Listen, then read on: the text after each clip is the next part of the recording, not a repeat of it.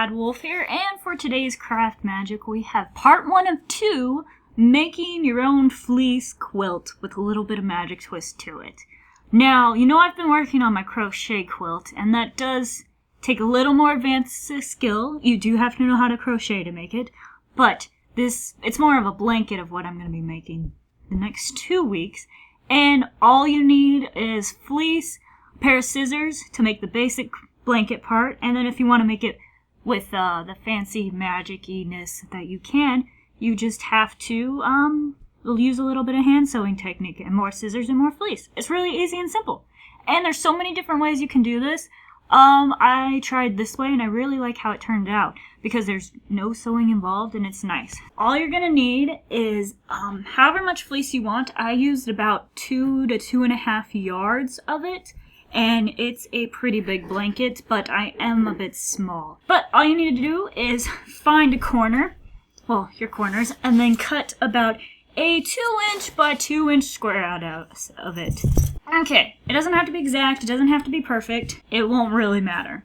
And then what you want to do, so you cut off 4 corners out, and then around the rest of it you're going to cut inch strips, 2 inches up, all the way around. And it's best if you use some sort of measuring tape for this, but like I said, it doesn't have to be perfect. So, seriously, all the way around, that's all you have to do. And then, once you finish doing that, what you're going to want to do is pick a starting point, we'll say here, and cut a small incision in the top of all of your pieces. Doesn't have to be exact, doesn't have to be perfect. If you want it to be more perfect than what this is going to be, that's fine. You just do that. You know, it's to each his own, and I'm not OCD completely when it comes to this sort of stuff. I'm okay with just letting it go every once in a while. Alright, so you're going to pick a starting point and basically just feed one strip through to the other side, and just keep doing that all the way around. So you're basically just stuffing them in the holes that you've made. Just like that. And it gives it a nice kind of braided look. It looks really cool. So you do that all the way around.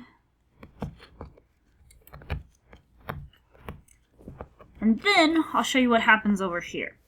So, once you get over here, the corners will take care of themselves. In fact, here, I will show you how good the corners look. Because I was surprised by just how well they just worked, and they were like magic. So, you just do the same thing you would be doing all the way around, and just feed them through. Oh look, you can't even tell there was a corner there. How cool is that? I was pretty excited when I found that worked. Alright, so once you get to your last one, when you get all the way back around, so pretend I did all of it instead of just a small section of this, take your last piece and cut it down the middle, and feed one in through here, and then take your first piece you did and cut a small incision there, and feed it in through the back, and just tie it together, just to make sure your whole thing doesn't come unraveled and all your hard work goes kapoots. It's just, you know, a good way to fix that. So I double knotted mine, and yes, like that.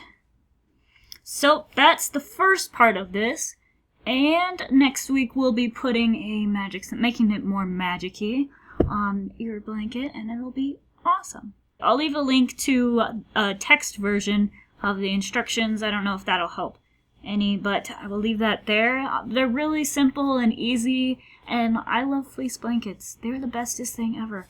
And this way this edge looks really cool. It's so much better than tying all the little pieces, at least in my opinion. So let me know what you think in the comments below.